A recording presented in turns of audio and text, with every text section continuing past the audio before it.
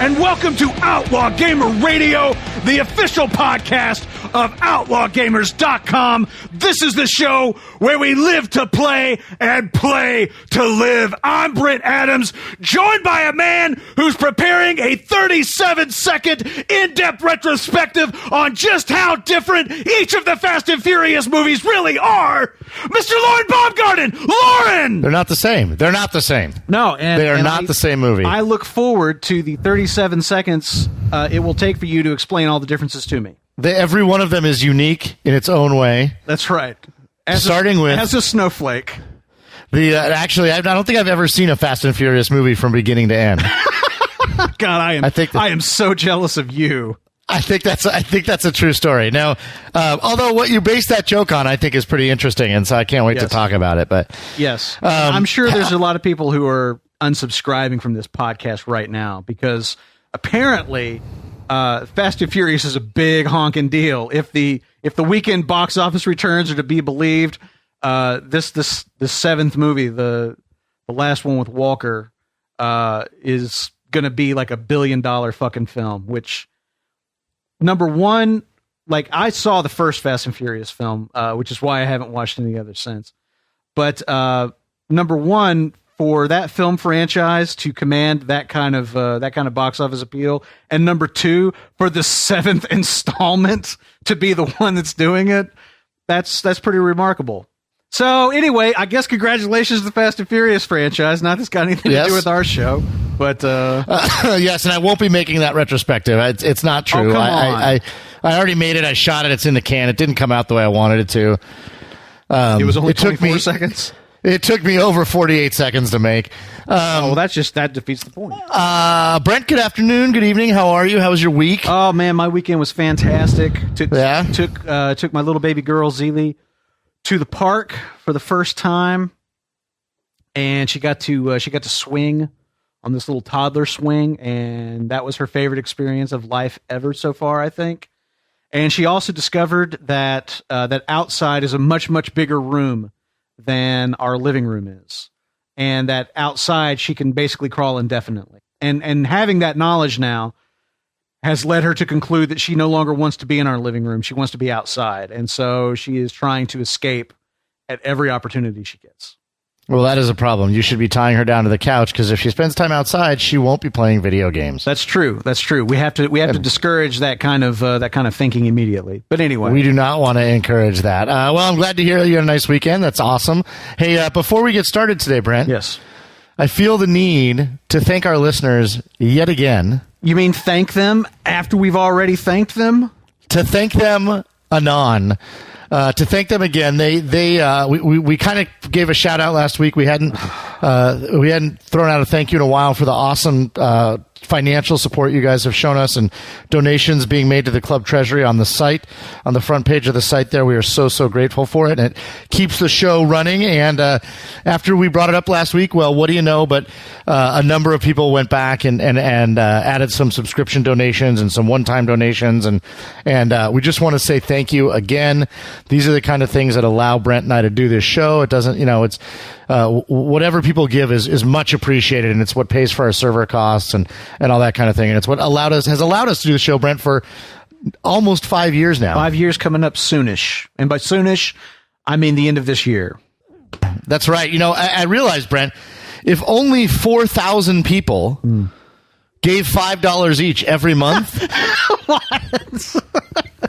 we would be able to bring you guys so much more content. Did you just turn it into Jerry's Kids on us? We would be able, let me tell you, we would be able to bring you 2 shows a week, I think. Have we ever talked about the Mr. Show sketch where Dr. Doomsday and his satellite laser beam, they hold a telethon every year, so they raise enough money where he won't destroy the Earth? Have we talked about that? No, we have if not. If you've never seen that Mr. Show sketch, the Dr. Doomsday's laser telethon, you ought to. I'm not saying that I put it on YouTube, but I'm just saying you can probably find it on YouTube, but go watch it. Listen, Brent, I'm going to go out on a limb here, and I'm going to say if 4,000 listeners right now pledge $5 a month, sign up for $5 a month, Brent and I will both quit our jobs. We'll take our pants off full time.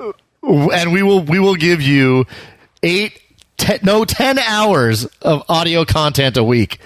Notice I said audio content and not gaming related audio content. No. Seriously. Thank you guys. Thank you guys very much. We appreciate the donations. It is what will keep us running for the months and hopefully years to come. So thank you very much. So with that, perhaps we should actually give you a show. And in doing so, let's start off in the garage, shall we? I agree. We're going to start off with a story about a big angry Joe. A big angry Joe, who of course is known to many of you. He's a Let's Play YouTuber, and he's an LGBT activist. I was not aware of that. And no, I'm kidding. Why would you joke about such a thing? And he's done with Nintendo. There's a story that we're linking to on Polygon, in which Angry Joe talks about some difficulty he had after he published a Let's Play of Mario Party 10. Now, of course, Nintendo has tentatively tried to do something in the way of supporting YouTube content with their creators program, which has not gone over all that well. Supporting and taking a cut of. Yeah, taking a 40% cut on videos, or up to a 40% cut on videos. That are part of a whitelist of approved Nintendo games that people are allowed to play and put online. Mario Party 10 is not on the whitelist, so Nintendo hit him with a copyright claim.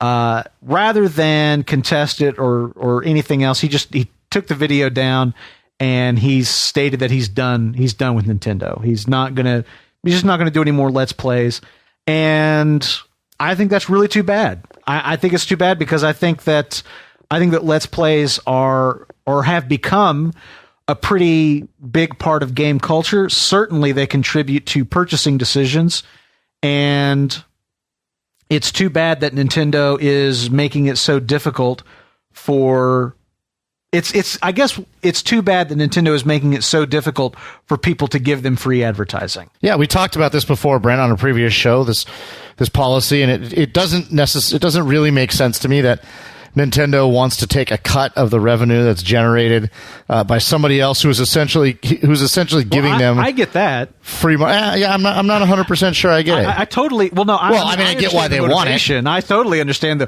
wait, you're making money. We want money. Like, I get that part of it. Right. But it's just like if the goal is to, it's like, hey, make as much money as you can, and then we'll take 30%.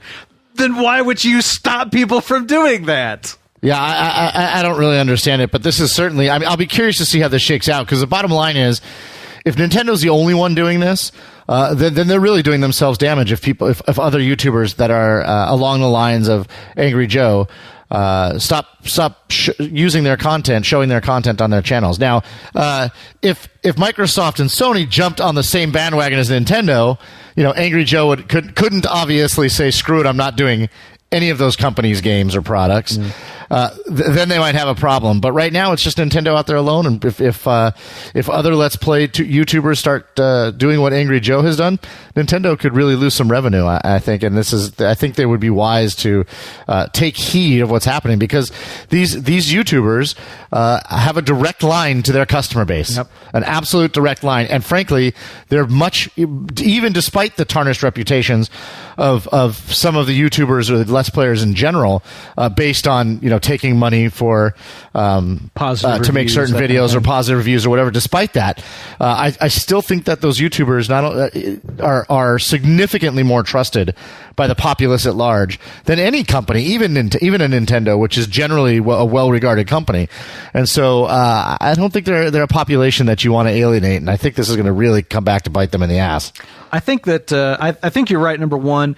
And the other thing that I just want to add to this is that it seems to me that, and we talked about this, I think, in the show where we kind of talked about the creators program, but it just seems to me that Nintendo is like 10 or 15 years behind everybody else in the level of savvy that they have for doing anything online. And, this recent announcement that they're going to be partnering with DNA to do mobile games that will utilize their properties and characters and all that.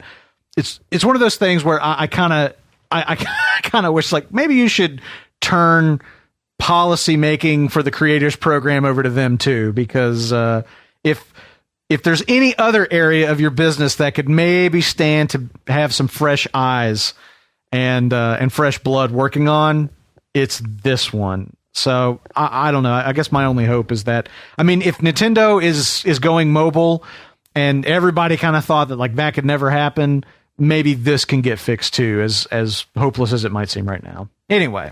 Yeah, I mean, I think it's fixable, but I think they're going to have to take heed and actually do something about it, and not just write this off as something that's not a big deal. But I agree. Something all right, that is a big deal, though. Oh my God! So this is technically only going to really be news for probably 40 people, but I think it is so important for those 40 people that it deserves a space on the docket, our entire Brent. listening audience. If 40 people sign up for $100 a month subscription, for those 40 people, this is a big damn deal in my opinion, and that is this: EA is seeking out volunteer playtesters to play 3 to 4 hours of Star Wars Battlefront in their San Francisco, California and Vancouver, British Columbia studios on Friday, April 10th. So this show will come out on Tuesday, April 7th.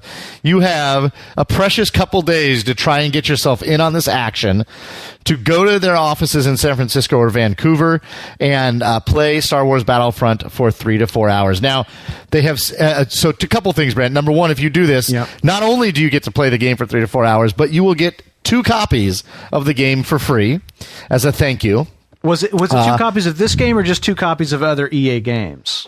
Oh, you're right. I thought it was 2 copies of Battlefront when they came out. You're right. It was 2 copies of other select EA games. Well, that's bullshit, so forget it. Don't even go. Yeah, I agree. This is pointless. No. So they have said that they're not going to be publicizing this footage. You're going to have to sign an NDA. You're going to have to sign an NDA and put up your home as collateral. No, but there is an opportunity here for those of you that live in San Francisco. So many of us don't have homes anymore. That's right.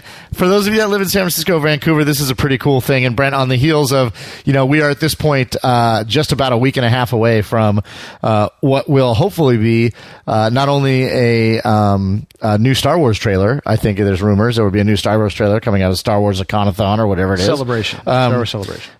But I'm going to call it Star Wars Econathon if you don't mind. I do mind. And more but also Ruben Moretz the world premiere of Star Wars Battlefront gameplay coming out in what should be about a week and a half. So, so if you live in those areas, get your ass over there and then come back here and tell us about it, please. The thing that strikes me as somewhat futile about the NDA is that, like, why they so desperately need to control any play impressions or footage for the 6 days between that playtest event and then them debuting gameplay at Star Wars Celebration. That's the only part of this. It's like, that's like an awfully brief window of time to maintain control over what gets out. Of course, I guess, the gameplay trailer we're going to see might not exactly be, captured directly off a PS4 system. Or whatever. They have total control in that environment. Yeah, I guess that's the thing that they gain. Yeah, indeed. Well, either way, please go play this if you live in those cities, and then come back and tell us about it, please. Yeah. Screw the NDA. Screw the NDA. Come on, nobody really takes that seriously. All right, so on to another big title and interesting, what I thought was really interesting, Brent. One of our listeners, Soul Nibbler, posted on the OGS activity feed a link to a YouTuber who he said is one of his absolute favorite YouTubers. His name is Noah Caldwell Gervais. I had not heard of him before. Okay. But it's a video's got about 45,000 views. He's got about 12,000 subscribers. But Soul Nibbler says this is one of his favorite YouTubers, and I thought it was a really interesting video. So apparently he does some really in-depth stuff. I haven't had a chance to go through his channel. The video we are linking to is called, and this is, I think maybe your joke at the top of the show was alluding to, was yes, probably the complete Call of Duty single-player campaign critique for PC. And basically, I've watched about the first 5 minutes of it, Brent. It's a 2-hour video. That I'm very interested in watching, actually. And he's basically, his premise at the outset is that, like, everybody thinks that all the Call of Duty games are essentially the same. Like the Fast and Furious films. like the Fast and Furious films. And he kind of goes back and he's addressing, analyzing each Call of Duty game, 11 of them in the series, and talks about how that's not the case. And he does like a history of each game. And I thought it was really interesting, Brett. I mean, as I said, I only watched the first 5 minutes, but it immediately took me back to playing Call of Duty in the early days. And I remember so many things about that, even just looking at the HUD and the font and all that stuff. It takes me back immediately, and it seemed really, really interesting. So I thought that we would share it with the listeners on behalf of Soul Nibbler. It's a great pick. I'm not particularly enamored of the Call of Duty franchise, but I really want to sit down and watch this whole thing because the first 10 minutes or so it's really interesting. It's a lot of insight, and it's interesting to get his perspective on. On what the Call of Duty franchise was kind of initially setting out to do to distinguish itself. And that's interesting to look back on, given the fact that a lot of people kind of hold up Call of Duty, as he points out in the video, a lot of people kind of hold up Call of Duty as an example of the indistinctness of modern games. They're all just, military, they're all near future military shooters now, whatever. But when Call of Duty started out, it was trying to do some very specific things to buck the trend. And so it's really kind of fascinating to go back to that point in history. And I'm anxious to kind of see, how it evolves within the context of this 2-hour vid doc or whatever. It's very cool thus far. Yeah, it is. And I'm excited to watch the rest of it. And we thought you guys would be too. So we thought, why don't we give you a little gift? We'll share it with you. The only thing that could have been better is if they could have gotten Kevin Spacey to narrate it. Or if it had been about a different game series. All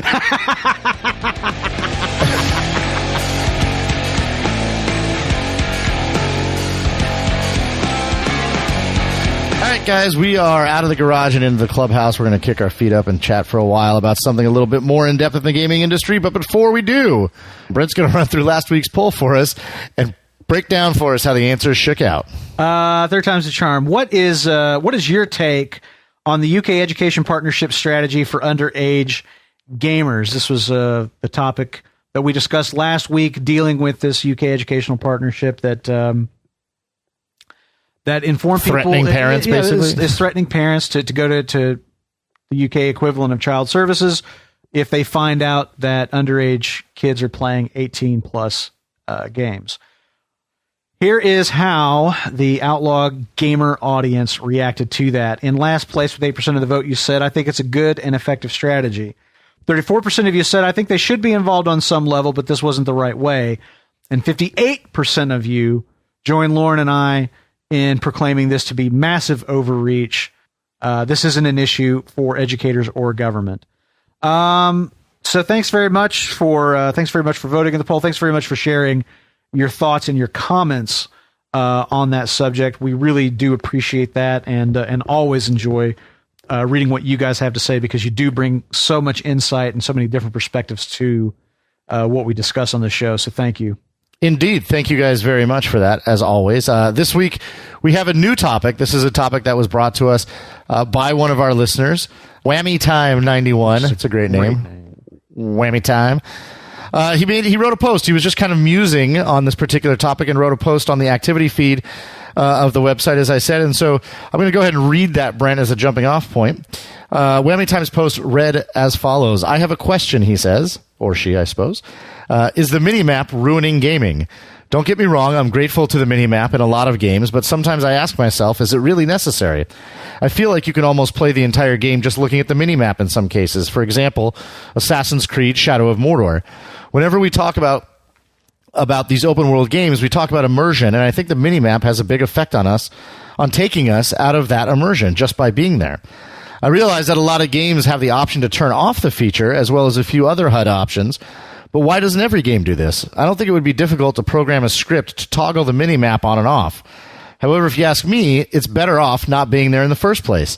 Look at the Souls games and Bloodborne. You're basically left to your own devices, and the game is all the better for it. Have you ever played Call of Duty Hardcore mode online? It removes pretty much every HUD option, and the result is, in my opinion, how Call of Duty multiplayer should have been in the first place. Tense, tactical, and above all, rewarding. I could go on listing games, but I don't have all day. What's your thoughts on the minimap? So this is Whammy Times Post, Brent, and I thought this was really interesting. It is a fascinating question. We haven't done. We've talked a lot about. We haven't done like a discussion on just like a game mechanic in a long time. No, we've been talking a lot about the industry, and actually, when I posted this in the. When I posted this in a document this week, I realized we hadn't talked about a mechanic in a while, but it's very germane. Actually, I had an experience last week, and or a couple of weeks ago, excuse me. I realize now I can start talking about the golf club now that I'm not employed by them, within the confines of professionalism, of course. But there's no conflict of interest anymore, and so. Right.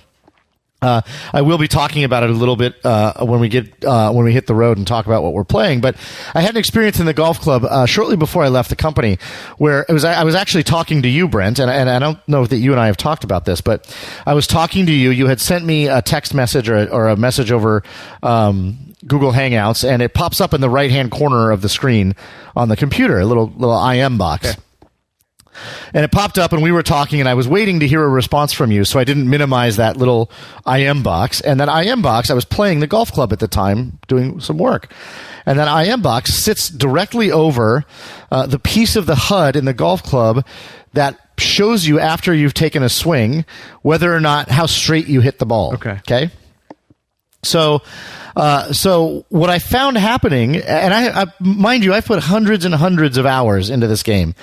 And what I found happening was something that I had never noticed before. And because I was waiting to hear back from you, and this IM box was covering that piece of the HUD, I stopped looking down to the bottom right corner of the screen when I immediately hit the ball. Okay.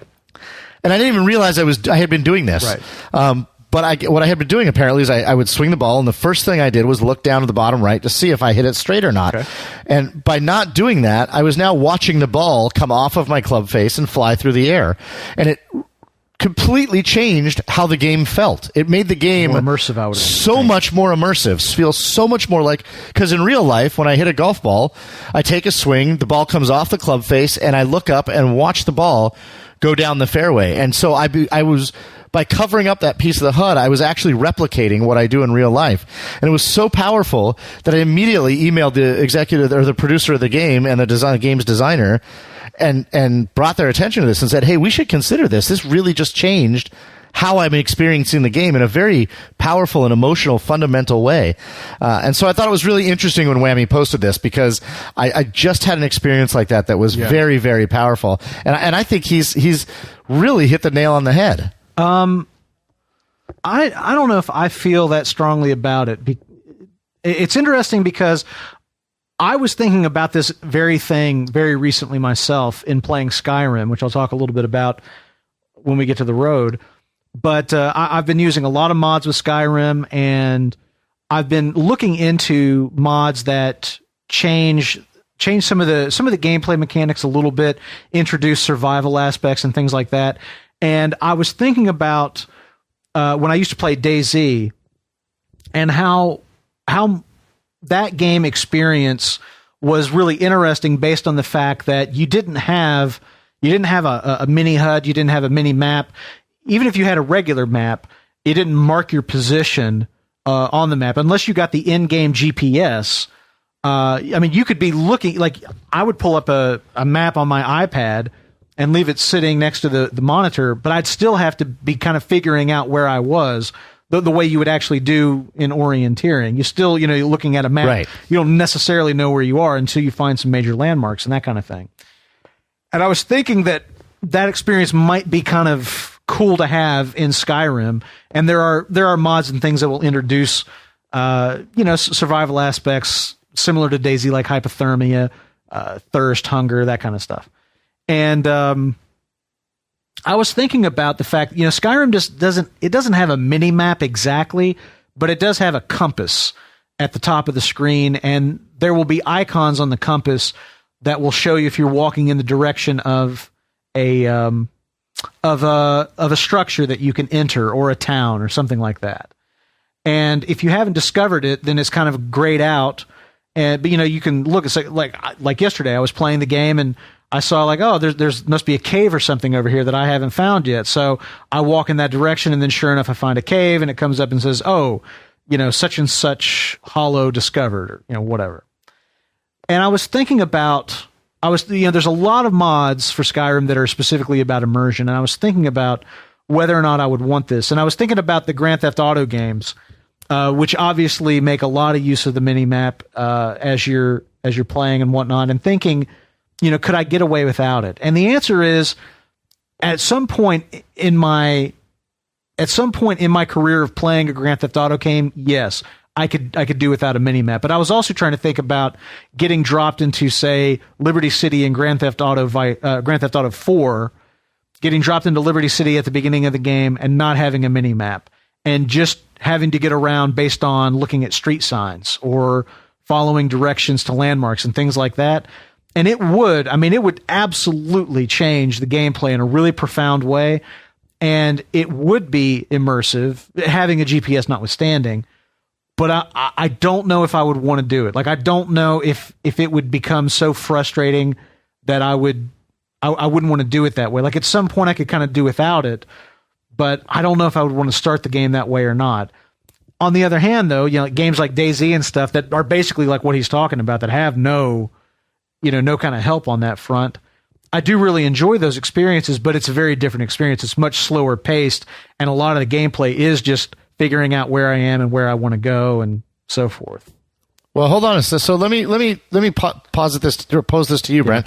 And this is, I actually was thinking the same thing you were thinking. I was thinking and I was thinking the same thing he was thinking. Imagine you were playing GTA 5.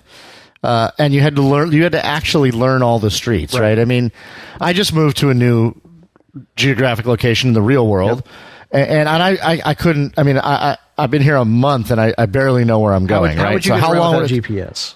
Like what would that look like? And then I started to think, maybe. And it's not necessarily relevant if this is exactly what Whammy Time was talking about or not, but maybe it doesn't mean not having something to indicate where to go, but actually the HUD elements themselves. And so I started thinking, like, so why do we have a mini map like that? And I have to, so we need something to help us so we're not like actually reading stops or street signs, right? But my assumption is that games like, I think of Mafia 2, games like the Grand Theft Auto, like my guess is that they've made a decision like this feels a little bit less gamey if we make it a small HUD element than if we, for example, like The Crew or something else, we put giant arrows in the world. Yeah. So we can help tell you how to get to an objective, but you're not constantly looking down into one of the corners of the screen. And to us,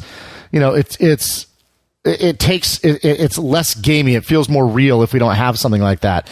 But and that's what I was thinking. Like, I was thinking, so the purpose of the minimap, what is it?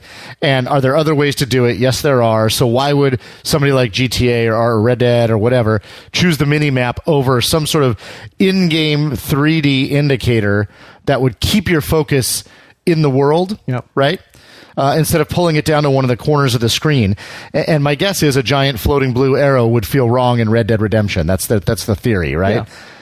But I have to say that in a game like Dead Space, for example, where they had an in-game indicator, there was no mini-map, but you could push down on one of the sticks and a light would come out.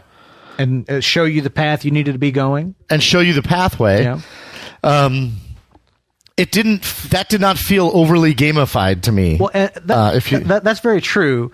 And I don't know if that's exactly the same point that he's making, because I could very easily apply that to the minimap in GTA and say, it's just a GPS.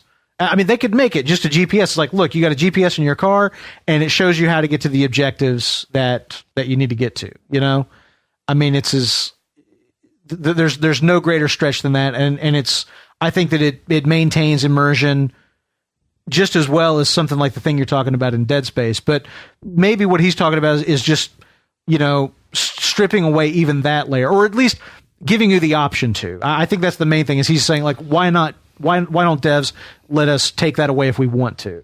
I think, maybe that's what he's saying. And certainly I think he went a little further as to say, why wouldn't they just take it away for us? And then and I think the answer to that is they want to keep it as, it behooves them to not make the game too hard. Yeah. I mean, certainly there are games that do it. Bloodborne does it. All of the From Software games. have done it, and they've had great success with it. But they're not making money on the level of, say, a Grand Theft Auto or a Call of Duty, or, I mean, they're being successful, but these companies, the games that we're talking about specifically, the Assassin's Creeds, the Grand Theft Autos, the Call of Duties, those are making money on orders of magnitude greater of Bloodborne, that are significant. And so I think that there is an aspect of, Bloodborne and Dark Souls, Demon Souls, those games are punishing. I mean, absolutely punishing, and the extreme example. Yeah. But I think Dead Space, something like Dead Space, and even I'm trying to think, did Uncharted have an indicator of which way to go? Which is fundamentally different than, of course, like having an indicator of which way to go in a game like Dead Space or Uncharted, for example. Those are games where it literally is an indicator of like, go this way. And the mini maps tend to have more information. Like here's a store where you can stop, or you can actually, in the case of Call of Duty multiplayer, you can see other enemies on your mini map. The thing about that though is, the mini map or the HUD overlay is a different mechanic in different kinds of games. I mean, the fact that the level design on the Uncharted games leads you where you need to go. The levels have a flow to them. They channel you where you need to be. They restrict your movement so that you can really only go the direction you need to go. That's a vastly different experience than playing an open world game. And I think that the main reason that it's there is player frustration. I think that it's not that people couldn't necessarily do it any other way. And I haven't looked, but I mean, I would imagine that, there's probably a mod for Skyrim that'll take the compass away from you, and you just have to get around, you just have to get around by looking at the signs on the road and things like that. And honestly, I would be down for playing like that. That would be an interesting experience, but it might not be for everybody. It might be, that might be something for the hardcore of the hardcore. So I think something like that as an option in games is cool. Certainly there came a point, I'm thinking right now of GTA San Andreas, and there was certainly a point in playing that game where I had tooled around Los Santos enough, I knew my way around, and if they had a way to make street signs readable, where you didn't have to like come to a complete stop at an intersection to see, what road you were on or what road you were crossing, that kind of thing. Right. There was certainly a point I reached in that game after dozens of hours of playthrough where I could have gotten by on just that. Or somebody says, "Oh, it's at the by the ballpark." Yeah, it's by that that Cluckin' restaurant over by the ballpark, or it's up here, like in the hills, just past this or whatever. And I can totally see the appeal of that, but it's like that learning curve. It's that getting to that point. It's like having enough familiarity with the world that it's plausible for you to actually do those things as opposed to just stumbling through everything. I mean, like you and I talked about DayZ, and you always chided me a bit on using like the iPad map to kind of figure out where I wanted to go or whatever. And you were like, I mean, come on.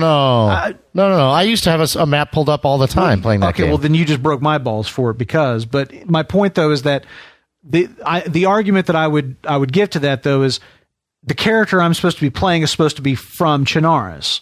And so it would make sense that I would have some basic understanding that if I follow this road, I'm going to hit, Chernogorsk, and if I keep going, I'm going to hit Electro, and, so on and so forth. I would have some basic knowledge of towns and where things were, and I would know that, there was an airfield to the northwest or whatever. And so I think that it's, I guess what I'm saying is that to me, it feels like such a specific thing to a player in a game that I don't feel like I could make some blanket kind of statement like, yeah, we should get rid of mini HUDs. But I do think that there's an opportunity, particularly in open world games. I do think that there's an interesting opportunity in open world games to increase that level of immersion by forcing you to rely on the in-game world, whether it's street signs, whether it's, like the signs in Skyrim, like where you come to an intersection and there's a bunch of signs that say, this way to, to Whiterun or, whatever. If it's just things like that, things that make sense with the lore of the game world, I had to say that I do like that idea. That does appeal to me on some level, because I really enjoy those games where I can kind of have that level of immersion. Yeah, so I mean, it seems to me like there's two pieces here. There's removing it for the sake of sort of making it more challenging, which is one piece of it, and then there's removing it for the sake of immersion. And I will say, I mean, I urge people to think about that idea. I really think that pulling the eyes to the corners of the screen hurts immersion in a way that I don't think it has been given credit. And I think I had that realization when something artificially made me stop pulling my gaze to the corner, and I realized how much more immersed I felt looking into the game and not pulling my eyes down to the corner on a frequent basis. And I think it's interesting. I think it's worth exploring. So I think this is a point, Brent, where we turn it over to our listeners, hear what they have to say about the subject. I'm curious to know if they notice that. I'm curious to know if there's people out there that regularly turn off their HUD or immediately go in looking to turn off their HUD. And if they do, if you do, why? Do you do it because you prefer, because you're trying to make the game harder, or because you just don't want you don't want the HUD kind of getting into your game and getting in the way of your game? And also, what specific games do you do that in? Like, I would really love to know the kinds of games where you do that sort of thing. Like open world versus, more linear type games. Exactly. Is that what you mean? Yeah, I think it's an interesting topic, and I'm really grateful to Whammy Time for posting it. And now we will turn it over to you guys to hear what you have to say.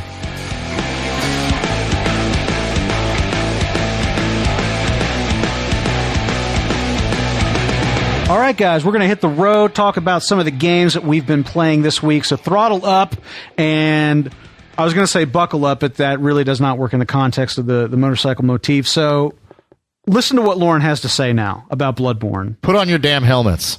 All right, so I've got 3 games this week, Brent. I've been kind of bopping back and forth, although none of them to a significant extent, because I was out of town for the weekend. Okay. But so first on my list this week is Bloodborne. Yes. Here's what I have to say to you about Bloodborne. I listen. Yeah, I don't know. I am so... Just a sigh of frustration is what I got there. I cannot decide if I like this game. I just can't decide. No, I don't know. I mean, I haven't played it much this week, but that whole experience of... I was telling... I was talking to my nephews about this game over the weekend, and they have played it through a couple of times already, and I was telling them that I can't decide if I like the game or not. I don't know if I'm having fun when I play the game versus I just sort of feel like I'm accomplishing something because it's so hard. That I feel like I'm accomplishing something, but I'm not sure if that's fun, if I'm having fun. And I don't know. That's interesting. Doesn't that kind of go back to that whole, like that discussion we've had about, carrot and stick mechanics and something like World of Warcraft, where they kind of compel you to play, and it's not really about I'm having fun so much as I'm accomplishing something. I'm leveling up. I'm getting missions completed, or that kind of thing. Yeah, yes, that's exactly right. And I don't know. And so I actually made a conscious decision this week to take Bloodborne out of the disk drive, and put the Order 1886 back in, because I was curious if you'd miss it. If I'd go back to the Order 1886, which is a significantly easier game, if not just an easy game.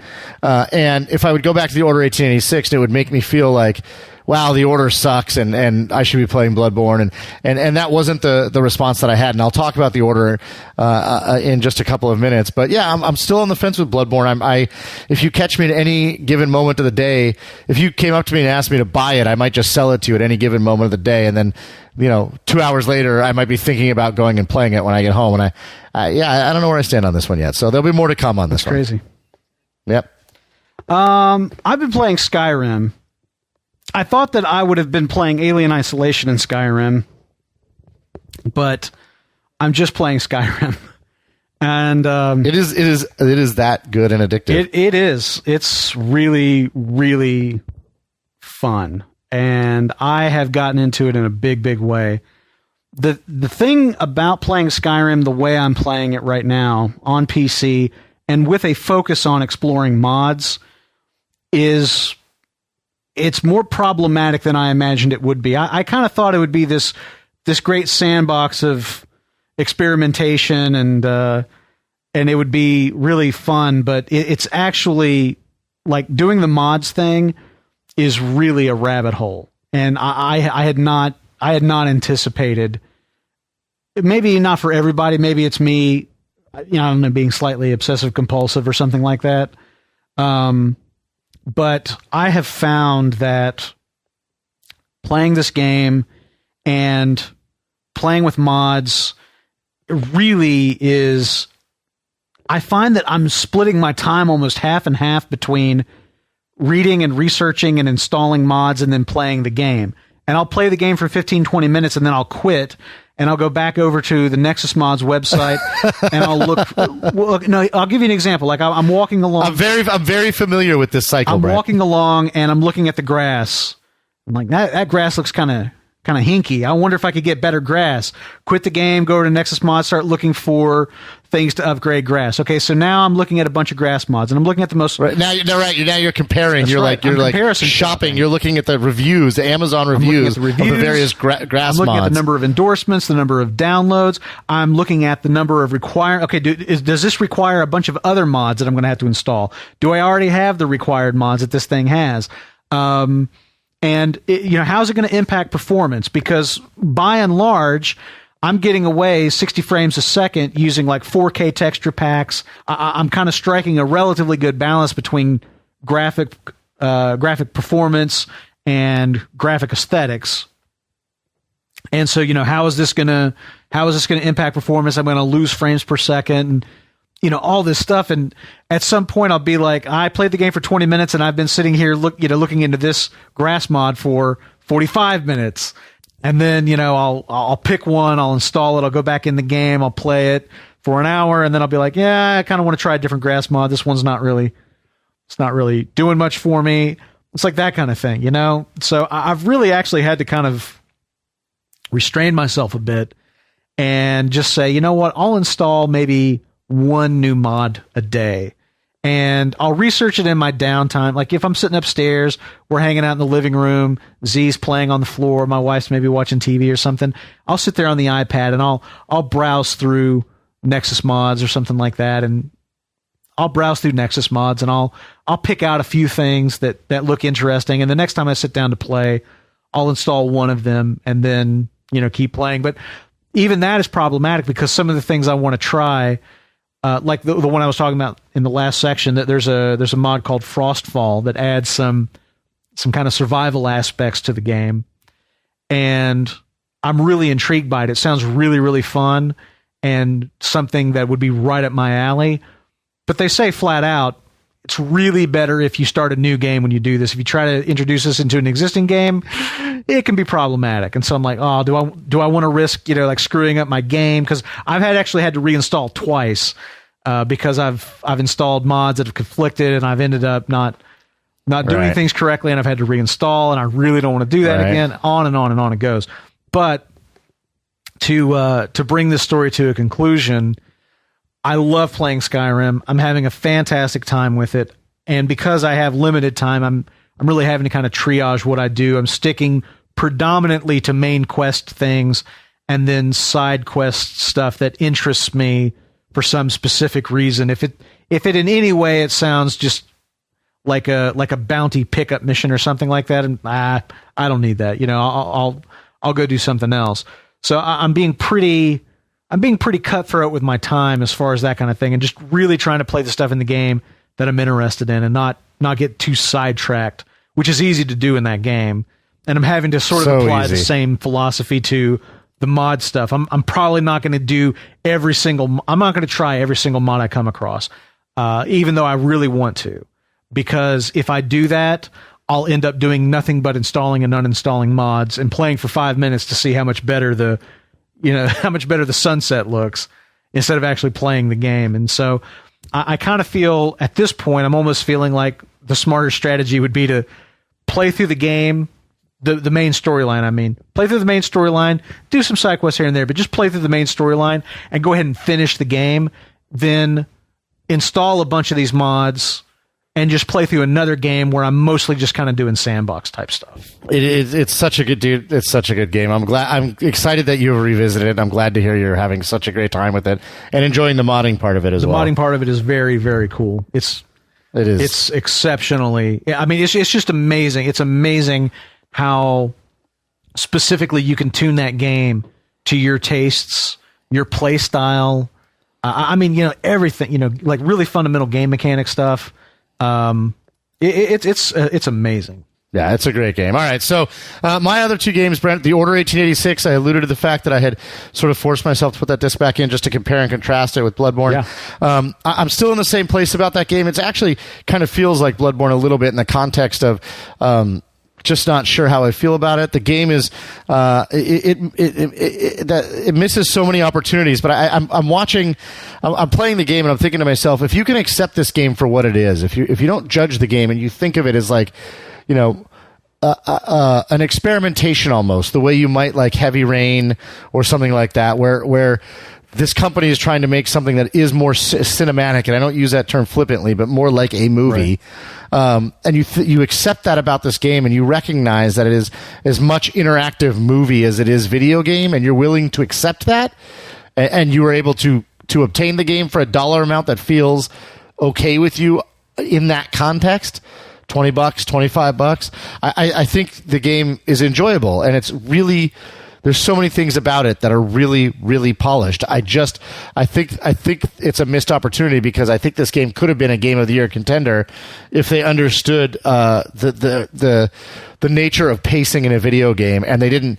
I mean, again, their constant taking away of control from the player turns it from something melodic to something that's just staccato, and it's fits and starts, having control, but I'm still kind of enjoying it. I'm still intrigued enough to keep playing it. So that's kind of where I am. I'm on, I think, level or whatever, mission 6, and there's like 16 in the game. So it's certainly not been a 3-hour or 4-hour or 5-hour game for me. Okay. And I intend to keep playing it. Well, I was going to say that's almost a better endorsement that you've given of Bloodborne at this point. Well, I guess it is, because the truth is I don't know if I intend to keep playing Bloodborne. Right. So we'll see. I will, again, this is an ongoing story. I didn't play a lot this week, so I don't have, a lot of specific stories to share about it. I did play the 2 sections of the game that we all saw in the media leading up to it, the section in the kitchen, where, if you remember, Brent, I had a real issue with that constant, like, rebel down. Right. And that was in that section, but watching that section made me realize that the whole game is not that bad. And then the section in the hot air balloon, but the airship, where they eventually end up in sort of like this big open staircase area. That's something we had seen. And so I feel like at this point I have played my way through all of the stuff I had seen before. So I'm looking forward to not encountering scenes that I've seen before. And so, so I'll keep you up to date on that. And then the other game I would mention is the golf club. I've been playing, and I played it every week since as long as I've been working there. But as I said earlier, I don't really talk about it much because it was a conflict of interest. It is not anymore. And so I don't know how many golfers we have out there, real or video game related, but I will say that I booted up the game after a few weeks of not playing, and for the first time since not being an employee of the company, so therefore not having it be related to work. And I was blown away by how good this game is, and how good the designers are in this game, and how many amazing courses there are. HB Studios, the makers of the game, have added yet another theme and a bunch more tools, like retaining walls and fences and stuff, to build out more robust, realistic and interesting golf courses. And the designers, the community designers are really going to town with those tools. And it really, and Brent, we've talked about this before, and I know you're not a big sports game guy, with the exception of maybe racing, but it really replicates the emotional experience of playing a sport better than any sport game I've ever played. Like, it really feels emotionally very similar and particularly if you turn off the HUD elements, it really feels very similar to what it feels like to actually playing a round of golf on the weekend. It's very impressive in that way. And I highly recommend it to people. It's $35. It goes on sale all the time for, I think they're coming out actually with a game of the year edition that's going to have the upcoming DLC, which is a single player mode and 2 more themes. And I think that's going to be priced at $39.99, I think. And so the regular game will go down to $29.99. But, it's one of the best sports video games I have ever played. For replicating a real experience. Now, if what you want is to feel like a pro, like you want to feel like an NFL player or a pro golfer or whatever, that's not what this game is. This game, this game feels like playing golf feels to me, and I think it's just fantastic. So I thought I would throw that out there because I haven't really talked much about the game in the past due to conflict of interest, but it is an amazing game, whether or not my name is in the credits. It is an amazing game, and I highly, highly recommend it for anybody who's interested in video game golf at all. And you can play. I play on the PS4, and you can play my Ghost Balls, and we can play. You can play live. Calm down. That is the title of the episode. He's a child, really. You can play against each other asynchronously as well as live. It's a great game, so I highly encourage it. So, with that, Brent. With your inability to hear your adult friends say the word balls, I think we should wrap up the show and turn it over to our listeners, as we always do. Ladies and gentlemen, we want to hear what you have to say on the subjects we talked about on this week's show, including the Golf Club, the Order 1886, Skyrim, and Bloodborne. We want to hear what you think about HUD elements in general and the relationship to immersion and gameplay, and specifically mini-maps and an open world and online multiplayer games. If you turn them off or on, what you think of them being there, if you think they detract from immersion. We want to hear what your thoughts are on that. And, of course, what we talked about at the top of the show, the complete Call of Duty single-player campaign critique. We'd love to hear your thoughts on that once you had a chance to watch through it. The fact that EA is looking for playtesters for Star Wars Battlefront in San Francisco and Vancouver this week, and the fact that Angry Joe has said, you know what, Nintendo? Go take a flying leap. We want to hear what your thoughts are on that and everything else in the gaming world. As usual, he is Brent Adams. I am Lauren Baumgartner. And remember, you don't stop playing because you get old. You get old because you stop playing.